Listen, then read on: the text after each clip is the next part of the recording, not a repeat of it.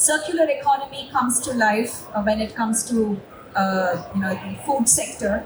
We have with us two very interesting speakers, and we kept the panel short so that we can go deep into the conversations and understand their perspectives. So we're going to explore it from two different angles.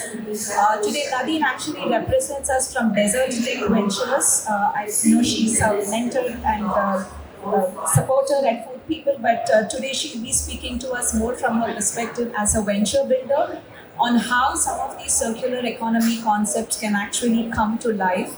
And Jose's had many decades of experience in the food sector and understands how really things work on ground. So I think you can share with us some perspectives more about circular economy from an operational point of view and what does it really mean in the food sector. So without further delay, I'd like Jose to maybe give a bit of an introduction about himself and his experience and tell us, in your experience, how does circular economy come to life in the sector that you are involved in? Hello. Thank you very much, Aruna. It's a pleasure to be here. Look, I'm an industry insider, right? So I've been in the food sector, managing different teams of, specifically in the food ingredient space. I think we are coming to a point where sustainability is it's a key pillar of any manufacturing activity, and in the food space, in the whole food value chain, we have so many opportunities to further develop policies that are fostering sustainability and so on. So I think there are a few trends that are really interesting to explore. Definitely. Bringing more efficiencies to the supply chain to avoid food loss, implementing different technologies that enables the upcycling of the different food waste streams are very relevant. But more importantly, there is a question mark now on investment going to the food tech sector, right? This is partially explained by, overpromise, under-delivery, in some projects that were becoming a hype.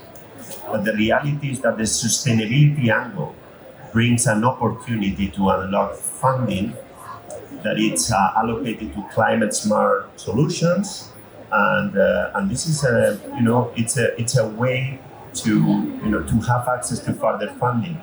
So I always, when I mentor or when I advise some of the companies that I work with, I always tell them to further develop their narrative about sustainability. And also because it's something that will come as a mandate.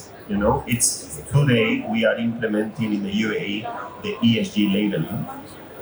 You have other certificates like the B Corp and so on. So we will see more on that, and eventually it will become a tax. Actually, there will be some economy behind. There is already an economy behind the carbon credits and so on. So yeah, I don't want to extend much, but thank you so much, Jose. Nadine, coming to you, if you could start with a bit of an introduction, but also help us understand today. You are here as part of Desert Tech Ventures, which is a venture builder, and how does circularity and tech in the desertification. You had a very interesting perspective on that. Just help us understand a little bit more about how that comes to life in your field of work.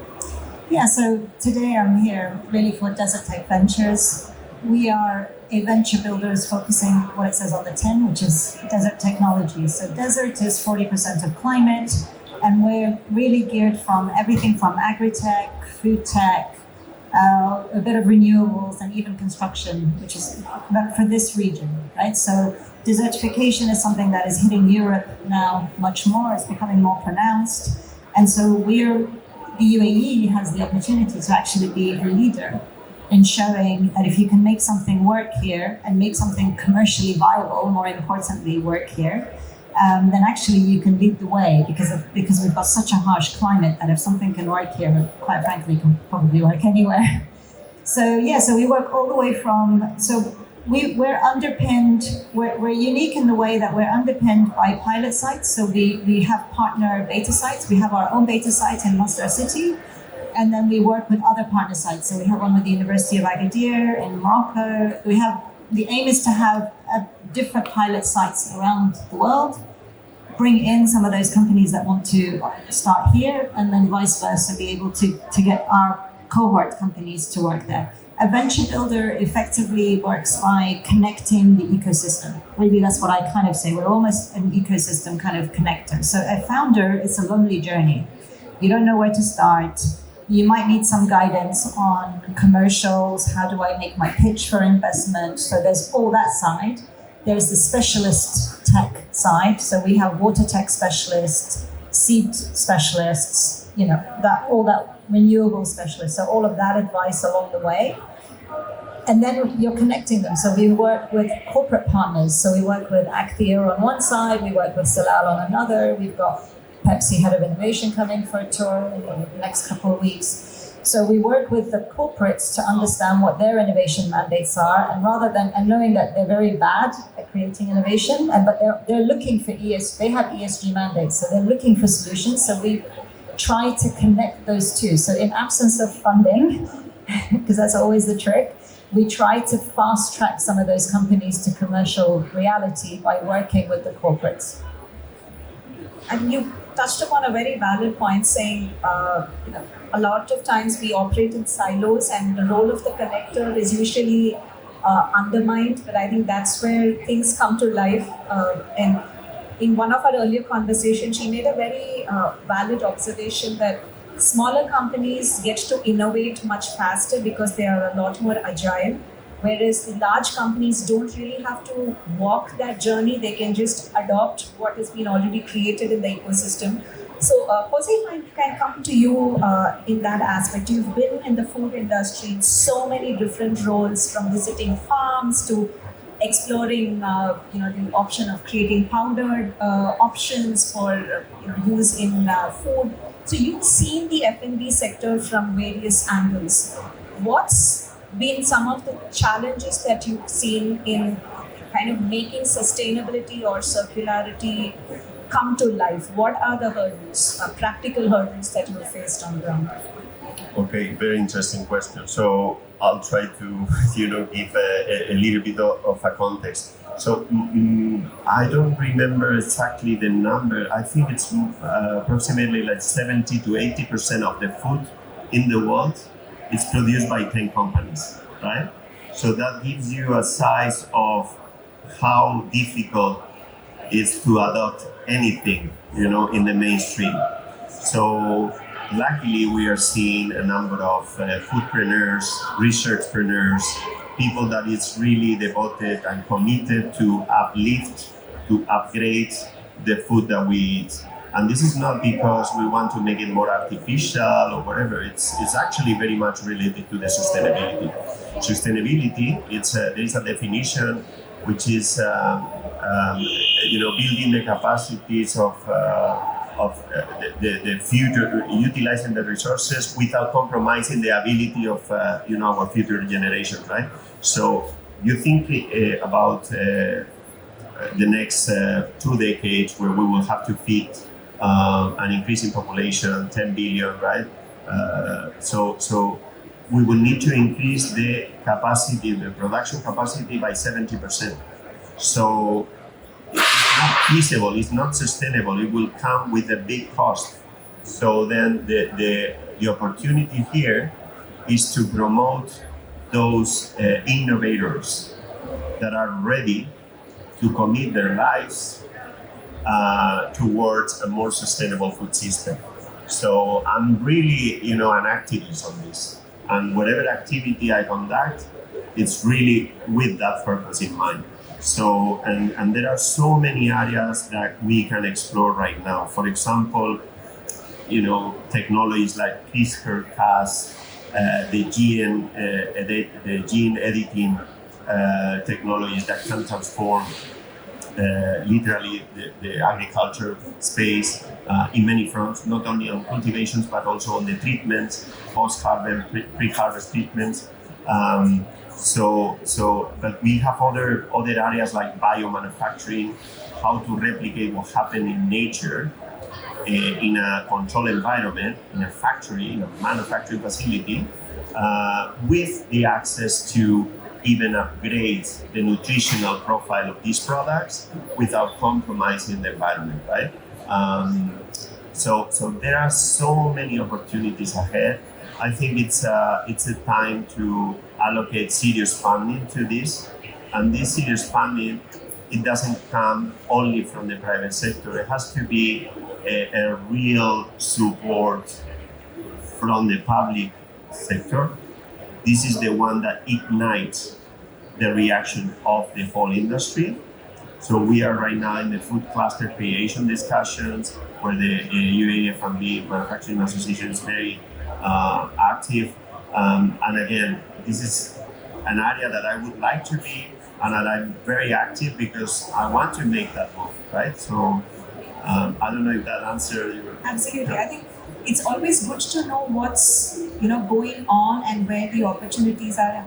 Naren, if I can understand from you, you've spoken about the role of a venture builder and how Desert Tech works.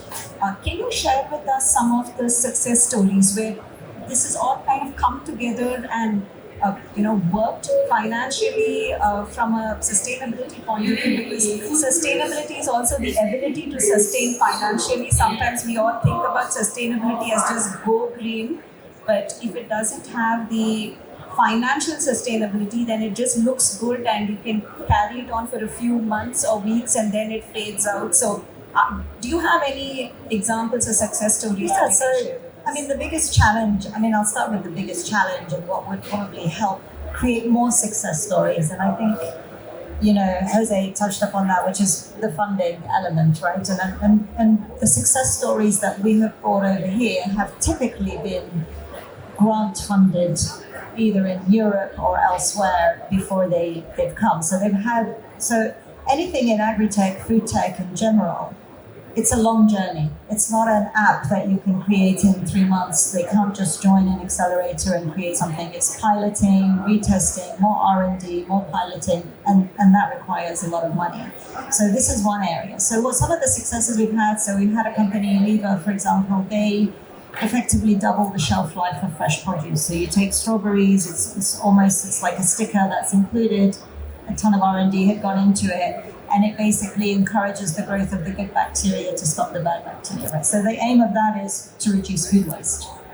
They're working on another part where they're effectively creating gel capsules that you can put in the soil to improve the microbiome in the soil as well.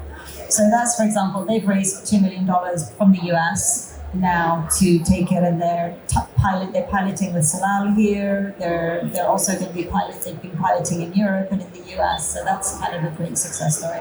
So we have a few. We have another company that's piloting hopefully soon with another big FMCG player, I can't say who, but they're looking at taking date waste and creating natural antioxidants. We have another one that's taking the date waste, so the actual date seeds, to create antioxidants. One of them is taking the rest of the date waste to create soy sauce, so tamari, which is kind of finding a special fermentation to actually commercialize. So there is a lot. We have another gene editing company that does seeds that are specifically created for the arid region. Arid Seeds, actually here, a UAE company, hopefully being the first company in the UAE to create seeds here. So they're also going to be piloting soon to kind of try and build, to address that, mainly in vegetables. So there's a lot of water tech, a ton of water tech, geared for small farmers as well as the bigger farmers. There is a lot, but underpinning, and the biggest challenge that I keep saying, and I'll probably keep saying for the UAE is really the lack of funding and trying to, and being able to have grants effectively go directly to the private sector. Today, it typically might go to some of the research, like to some of the universities, but really nothing is going out directly to the private sector. And I think we really need that. We had a chat about that one in terms of... I can actually see, I was recently in so many conversations about these topics, there are some initiatives to bring together academia, industry. I was with my good friend Mira, and she was actually bringing some let's say a tool that it brings that dimension of translation, which has a name actually. There is a technology transfer officer or science transfer officer. So you can, in a way, to unlock some of this funding. One of the big problems is that all these investment platforms, they lack in-house expertise on the food sector. So that's why they don't understand that this is a longer cycle. There is a patient capital required. There is activation capital required, and then that brings some results, but it will take some time, especially if you are in the ERL level, like technology readiness level. It is still very low, right? So all these components, you have to be educated on them to really understand those dynamics. And then another aspect that is, and by the way, it's in the green agenda of the UAE. If you see all the points, they are all related to education. So, and I don't see much people talking about education. In your previous panel, there were some people. In some of the panel with Majid Al-Qasimi, we were seeing some, that it's taking more relevance. But when I talk about education, and I have a good colleague with me here, Mario, that is an expert in that space. So we need specifically education of high level in all the green fields that are required, including the food space. So, and all the green fields specifically related to the food space as well. So there are an entire universe that is to be developed here to build that knowledge-based economy. That is the aim of the government, and the opportunity is actually now.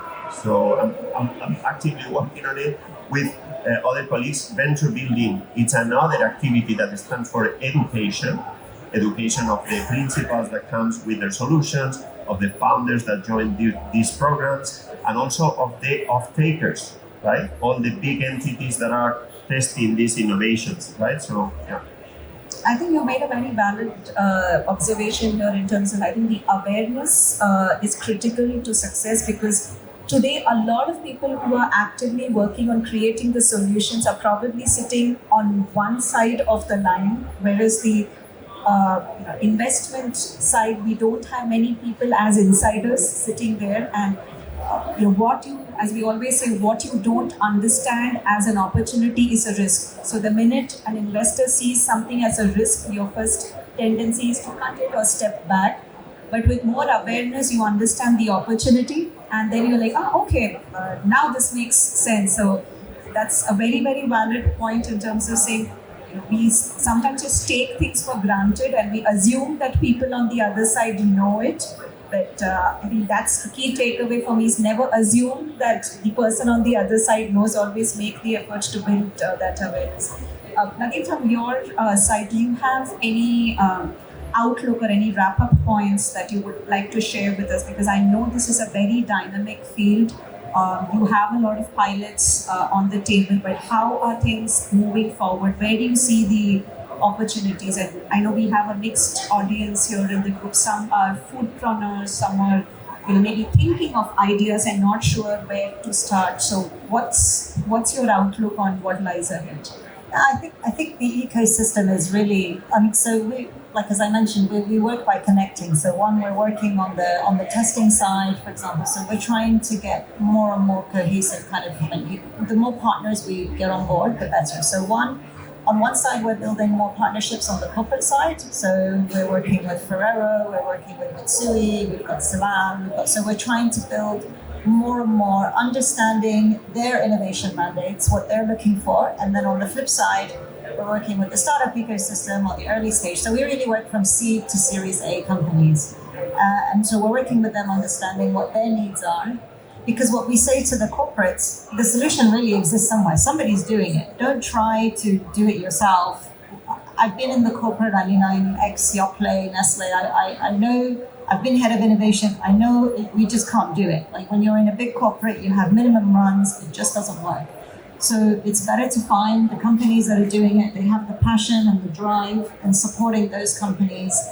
Maybe building more CVCs that actually, having CVCs that aren't, so the CVCs that exist today are again a bit like the typical VCs. They don't want to take a risk. So they're much later stage. So now we're working with companies to say, oh, fine, can you find another source of funding? Maybe it's R&D funding. Maybe it's another way to help the early stage. So where you need the help, right? Yeah, so it could be on the private sector, on the corporates, where we try to help them and say, and they kind of go, well, we don't know how to, because they don't really talk the language of startups, right? And vice versa, like there's a lot of frustration between the two. One, they're moving really slow.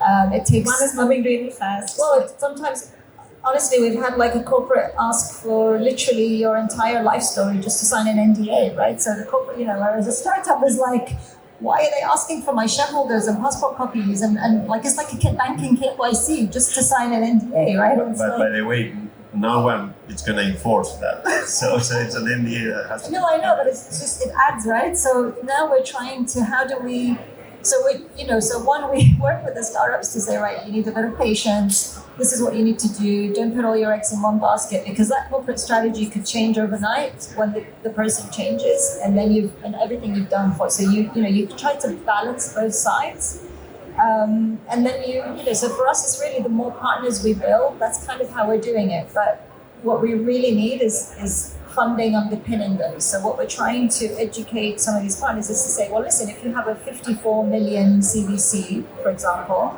can we take the 4 million and dedicate that to slightly riskier early stage, right? And just do the probability, right? No, you have to know that 2 out of 10 will do really well and the rest won't, but you're going to hit it out of the park for 2 out of 10, and that's fine.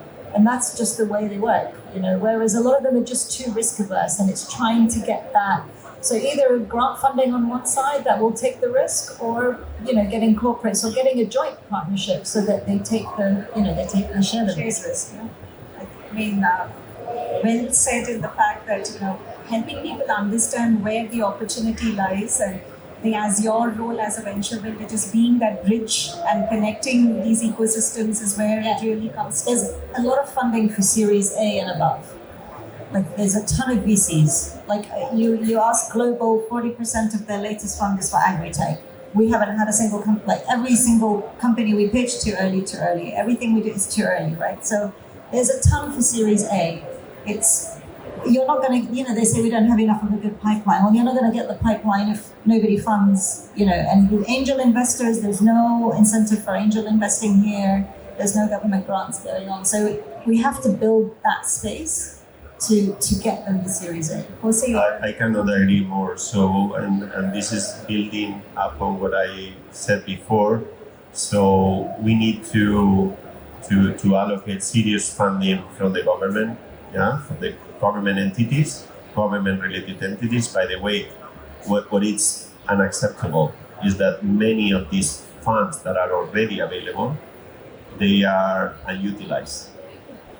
So, this is happening in Europe, it's happening in the US, it's happening here. So, this is something that... Money is sitting somewhere. The money is sitting somewhere, it's moving hands, but at the end of the day, there is no impact. So I think it's very important that capital, access to that capital, and unlock that capital, and to be channeled through the right instruments.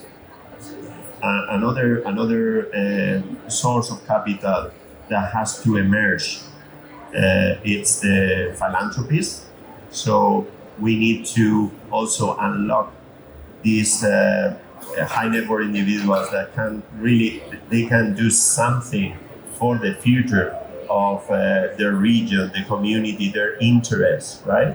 So this is something also really powerful. It goes back to the narrative and the awareness. Exactly, there are foundations, and obviously that sometimes these instruments require the support, the endorsement of government entities to do some sort of verification on the use of the funds and so on. But this is okay. But definitely there's a lot of capital And it cannot be relying only on angel investors, on people that are, or Passionate about it and super open to- angels that wants to give back and are passionate. It doesn't work like that. So to build a really effective ecosystem, you need to build a foundation, and the foundation stands for education, funding, research. You need to combine these three, and then obviously it would be on the benefit of the VCs, more institutional capital that create is a pipeline, right? exactly. So everyone wants to fund someone who's already successful, but we never look at the pipeline, which probably did not get the type of support it needed. So we had some very interesting thoughts here and different perspectives, and we always believe circular economy, sustainability are all. It's not anymore a good to have, it's a must have, but the practical aspects are these initiatives, these innovative ideas need support, need funding, need an ecosystem approach. And I think as a group and within the food cluster initiatives or within the other initiatives that we are taking, if we can all do our little part in either building the awareness or making the connections or just pointing people in the right direction, I think we would have done our bit.